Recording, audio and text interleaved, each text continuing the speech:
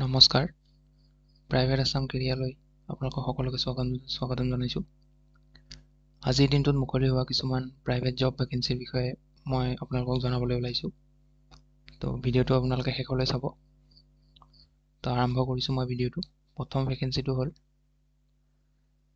ইয়াত 1 নম্বৰ ভেকেঞ্চিটো হৈছে এক্সপিৰিয়েঞ্চড টেলিকলাৰ্ছ এণ্ড কাউন্সিলাৰ্ছ। ইয়াত টেলিকলাৰ আৰু কাউন্সিলাৰৰ ভেকেঞ্চি হয় এইটো। আৰু এইটো আপোনালোকৰ এডুকেশ্যনেল ইনষ্টিটিউশ্যনৰ পৰা আহিছে গুৱাহাটীৰ। আৰু ইয়াতে আপোনালোকৰ চেলাৰী এট্ৰেক্টিভ চেলাৰী আৰু ইনচেণ্টিভছ আপোনালোকে ইয়াতে চেলাৰীৰ লগতে ইনচেণ্টিভছো পাব।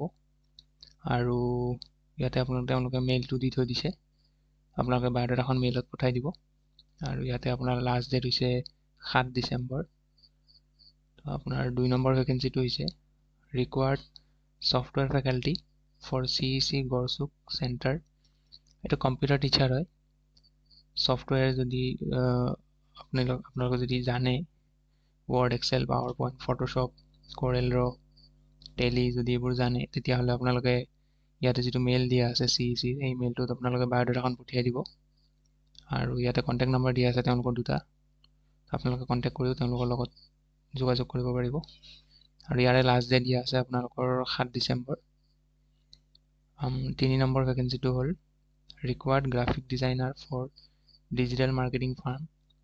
ইয়াত গ্ৰাফিক ডিজাইনাৰ ভেকেঞ্চি হয় এইটো। আৰু ইয়াতে আপোনালোকৰ এপ্লাই কৰিব হ'লে আপোনালোকৰ নলেজ থাকিব লাগিব ফটোশ্বপ, ইলাষ্ট্ৰেটৰ, কৰেল ৰ, প্ৰিমিয়াৰ প্ৰ' এইবোৰ আপোনালোকে জানিব লাগিব ভালকৈ, তেতিয়াহে আপোনালোকে এপ্লাই কৰিব পাৰিব। আৰু ইয়াতে তেওঁলোকে মোবাইল নম্বৰ দিছে। যদি আপোনালোকে যদি এইখিনি জানে, এই ছফ্টৱেৰকেইটা যদি ভালকৈ জানে, তেতিয়াহ'লে আপোনাৰ এই মোবাইল নম্বৰটোত কণ্টেক্ট কৰিব পাৰিব। আৰু ইয়াৰে লাষ্ট ডেট আপোনালোকৰ 6 ডিচেম্বৰ। পিছৰ ভেকেঞ্চিটোলৈ যাওঁ। পিছৰ ভেকেঞ্চিটো আপোনাৰ টিচাৰৰ হয়। ইয়াতে আপোনালোকৰ ছায়েন্স, ইংলিছ, ছ'চিয়েল ছায়েন্স হ'ব এইটো। আৰু ফাইন আৰ্টছৰ টিচাৰ বিচাৰিছে ক্লাছ 5ৰ পৰা 10লৈকে। আৰু এই স্কুলখন হৈছে আপোনাৰ নীলাচল জাতীয় বিদ্যালয়, কামাখ্যা টেম্পল ৰোড, কামাখ্যাত আছে এইখন স্কুল। আৰু তেওঁলোকে ইয়াতে মোবাইল নম্বৰ দিয়া আছে, আপোনালোকে মোবাইল নম্বৰত কণ্টেক্ট কৰি ল'ব পাৰিব। আৰু লাষ্ট ডেট হৈছে আপোনালোকৰ 7 ডিচেম্বৰ। পিছৰ ভেকেঞ্চিটো হ'ল NPS ইণ্টাৰনেশ্যনেল স্কুল লখৰাৰ পৰা আহিছে। প্ৰথম পষ্টটো হ'ল আপোনালোকৰ HR এক্সিকিউটিভ। ইয়াতে আপোনালোকৰ এক্সিলেণ্ট ভাৰ্বেল এণ্ড ৰিটেন, এইটো ৰিটেন হ'ব, স্পেলিং মিষ্টেক হৈছে, written communication skills and should have strong analytical and problem solving skills. তো এইখিনি স্কিল লাগিব আপোনালোকৰ, তেতিয়াহে এপ্লাই কৰিব পাৰিব। আৰু 2 নম্বৰ পষ্ট হৈছে ছাইট ইঞ্জিনিয়াৰ। তাৰ কাৰণে আপোনালোকৰ কোৱালিফিকেশ্যন লাগিব BE নহ'লে ডিপ্ল'মা ইন চিভিল ইঞ্জিনিয়াৰিং। আৰু 3 নম্বৰ পষ্ট হৈছে ইলেক্ট্ৰিচিয়ান। ইলেক্ট্ৰিচিয়ানৰ কাৰণে আপোনালোকৰ ITI diploma or equivalent and licence holder and 3 to 5 years experience in relevant field. তো এইখিনি কোৱালিফিকেশ্যন লাগিব আপোনালোকক। আৰু যদি এইখিনি কোৱালিফিকেশ্যন আপোনালোকৰ আছে, তেতিয়াহ'লে ইয়াতে মেইল দিয়া আছে, আপোনালোকে 5 দিনৰ ভিতৰত মেইলটোত বায়'ডাটাখন পঠিয়াই দিব। আৰু ইয়াতে লাষ্ট ডেট আপোনালোকৰ 7 ডিচেম্বৰলৈকে দিয়া আছে। তো পিছৰ ভেকেঞ্চিটোলৈ যাওঁ। পিছৰ ভেকেঞ্চিটো আপোনালোকৰ জয়বি গ্ৰুপছৰ পৰা আহিছে। 1 নম্বৰ পষ্ট হৈছে ৱৰ্কশ্বপ মেনেজাৰ, এটাই পষ্ট আছে। 2 নম্বৰটো হ'ল পাৰ্টছ মেনেজাৰ, ইয়াতো এটা পষ্ট আছে। 3 নম্বৰটো এক্সেছৰী মেনেজাৰ, এটা পষ্ট, একাউণ্টেণ্টৰ কাৰণে এটা পষ্ট। আৰু ইয়াতে কোৱালিফিকেশ্যনখিনি দিয়া আছে। ৱৰ্কশ্বপ মেনেজাৰৰ কাৰণে আপোনালোকৰ BE নহ'লে ডিপ্ল'মা ইন অট'মোবাইল, তাৰ লগতে 5 বছৰ ৱৰ্কিং এক্সপিৰিয়েঞ্চ লাগিব। 2 হুইলাৰ্ছ 4 হুইলাৰ্ছ ডিলাৰ, 2 হুইলাৰ আৰু 4 হুইলাৰ ডিলাৰত কাম কৰাৰ এক্সপিৰিয়েঞ্চ লাগিব। আৰু ইয়াতে আপোনালোকৰ এজ দিয়া আছে 35ৰ তলত হ'ব লাগিব। আৰু লোকেশ্যন আপোনালোকৰ গুৱাহাটী হ'ব। 2 নম্বৰতে আপোনালোকৰ পাৰ্টছ এণ্ড এক্সেছৰী মেনেজাৰৰ কাৰণে গ্ৰেজুৱেট নতুবা ডিপ্ল'মা ইন অট'মোবাইল। আৰু ইয়াতো আপোনালোকৰ 5 বছৰ এক্সপিৰিয়েঞ্চ লাগিব। আৰু এজ আপোনালোকৰ 30 ইয়াৰ্ছৰ তলত হ'ব লাগিব। আৰু লোকেশ্যন হ'ব ইয়াৰে গুৱাহাটী আৰু যোৰহাট। আৰু আপোনালোকৰ একাউণ্টেণ্টৰ কাৰণে BCom with 2 to 3 years working experience of case handling, trading business with Tally. Age হ'ব লাগিব 25ৰ পৰা 27 ইয়াৰ্ছ। আৰু লোকেশ্যন আপোনালোকৰ Guwahati. Salary has no bar for right candidate. যদি আপোনালোকৰ এক্সপিৰিয়েঞ্চ আছে কাম কৰাৰ এইকেইটা পোষ্টৰ ওপৰত তেতিয়াহ'লে আপোনালোকক এটা ভাল চেলাৰী দিয়া হ'ব আৰু যদি ইণ্টাৰেষ্টেড হয় তেতিয়াহ'লে এই মেইলটোত আপোনালোকে 5 দিনৰ ভিতৰত বায়'ডাটাখন পঠিয়াই দিব। তো পিছৰ ভেকেঞ্চিটোলৈ যাওঁ। পিছৰ ভেকেঞ্চিটো আহিছে আপোনালোকৰ 7 নম্বৰ ভেকেঞ্চিটো আহিছে required speech therapist, occupational therapist, special educator and front office executive for both our Guwahati and Barpeta center. তো ইয়াৰে আপোনাৰ নাম্বাৰ অফ ভেকেঞ্চিজ আছে স্পীচ থেৰাপিষ্টৰ 2টা, অকুপেশ্যনেল থেৰাপিষ্টৰ কাৰণে আছে এটা, স্পেচিয়েল এডুকেটৰৰ কাৰণে এটা আছে আৰু ফ্ৰণ্ট অফিচ এক্সিকিউটিভৰ কাৰণে এটা আছে। তো ইয়াতে তেওঁলোকে কোৱালিফিকেশ্যনখিনি দিয়া নাই, কিন্তু আপোনালোকে যদি কোৱালিফিকেশ্যন কি লাগিব জানিব খুজিছে তেতিয়াহ'লে ইয়াতে মোবাইল নম্বৰ দিয়া আছে, আপোনালোকে মোবাইল নম্বৰ কণ্টেক্ট কৰি তেওঁলোকৰ লগত কথা পাতি ল'ব পাৰিব। আৰু যদি আপোনালোকৰ এই কোৱালিফিকেশ্যনখিনি থাকে তেতিয়াহ'লে ইয়াতে আপোনালোকৰ ইমেইল দিয়া আছে, মেইলটোত আপোনালোকে বায়'ডাটাখন পঠাই দিব পাৰিব। আৰু কিবা ডাউট থাকিলে কিবা সুধিব লগা থাকিলে নাম্বাৰটোত কণ্টেক্ট কৰি সুধি ল'ব। ইয়াতে তেওঁলোকৰ তলত আৰু 2টা নম্বৰ দিয়া হৈছে। আৰু যিটো লোকেশ্যন হয় গুৱাহাটী চেণ্টাৰ যিটো হয় তেওঁলোকৰ গুৱাহাটী চেণ্টাৰটোৰ ইয়াতে এড্ৰেছ দিয়া আছে last gate Dispur behind MLA hostel, MLA হোষ্টেলৰ কাষত। আৰু বৰপেটাৰ যিটো চেণ্টাৰ হয় সেই বৰপেটা চেণ্টাৰটোৰ এড্ৰেছ দিয়া আছে আপোনাৰ Mituakuchi opposite syndicate bank Barpeta town. তো আপোনালোকে পঠিয়াই দিব যদি ইণ্টাৰেষ্টেড হয়। তো মই পিছৰ ভেকেঞ্চিটোলৈ যাওঁ। পিছৰ 8 নম্বৰ ভেকেঞ্চিটো আহিছে আপোনাৰ reputed coaching institute modules education centre Guwahati, এইটো গুৱাহাটীৰ পৰা আহিছে। আৰু ইয়াতে আপোনালোকৰ ফেকাল্টি বিচৰা হৈছে বটানী আৰু জুলজিৰ নীট লেভেলৰ। আৰু এক্সপিৰিয়েঞ্চ আৰু ফ্ৰেচাৰ্ছ দুটাই এপ্লাই কৰিব পাৰিব ইয়াত, কিন্তু এক্সপিৰিয়েঞ্চ থাকিলে আপোনালোকৰ চেলাৰী ভাল দিয়া হ'ব আৰু যদি ফ্ৰেচাৰ হয় তেতিয়াহ'লে হয়তো অলপ চেলাৰী কম হ'ব।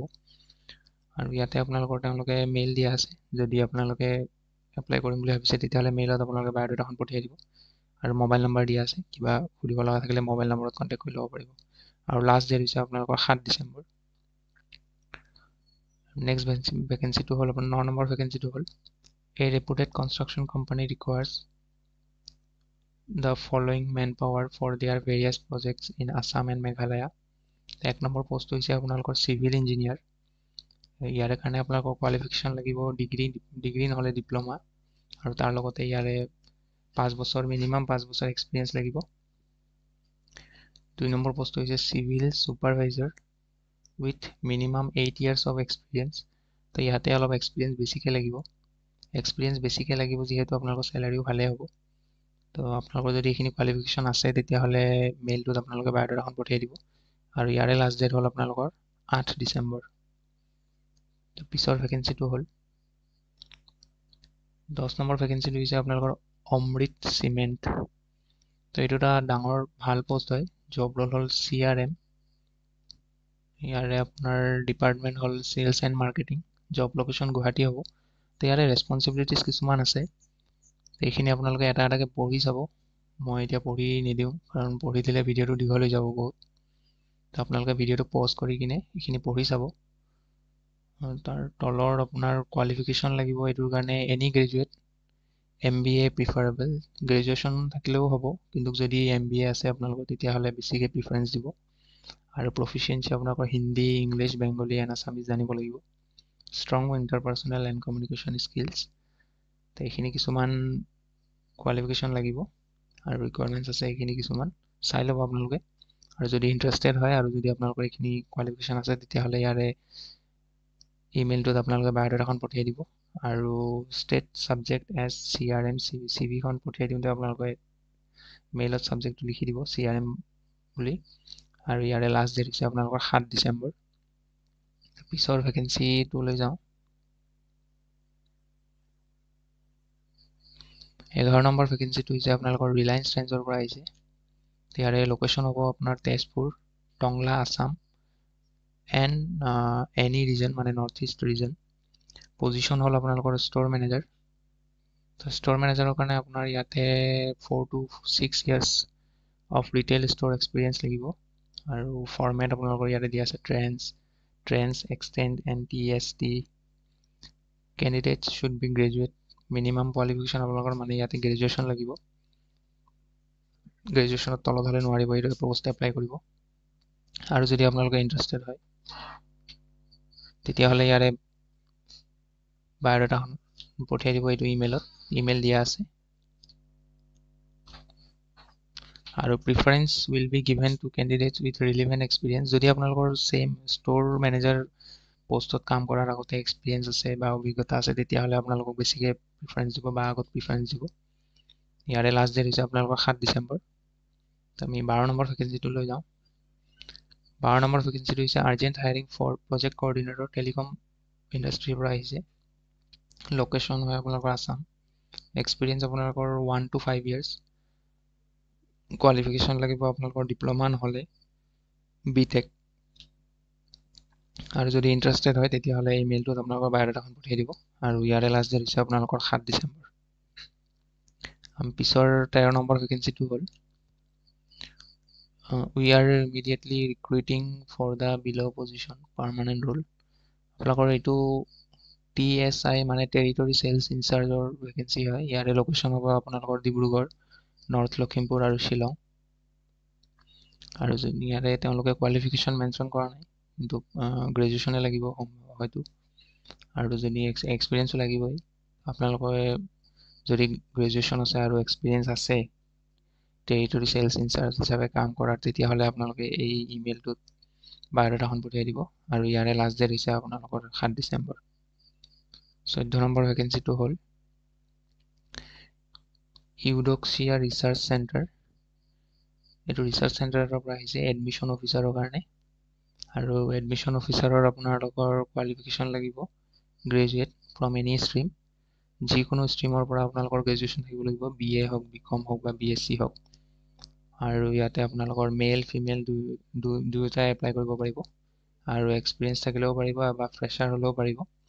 আৰু জব লোকেশ্যন আপোনালোকৰ দিয়া আছে চতিয়াল, নগাঁও, আছাম। আৰু আপোনালোকে যদি ইণ্টাৰেষ্টেড হয় তেতিয়াহ'লে ইয়াতে মেইল দিয়া আছে, এই মেইলটোত আপোনালোকে বায়'ডাটাখন পঠিয়াই দিব। আৰু ইয়াৰে লাষ্ট ডেট হৈছে আপোনালোকৰ 7 ডিচেম্বৰ। পিছৰ ভেকেঞ্চিটো লৈ যাওঁ।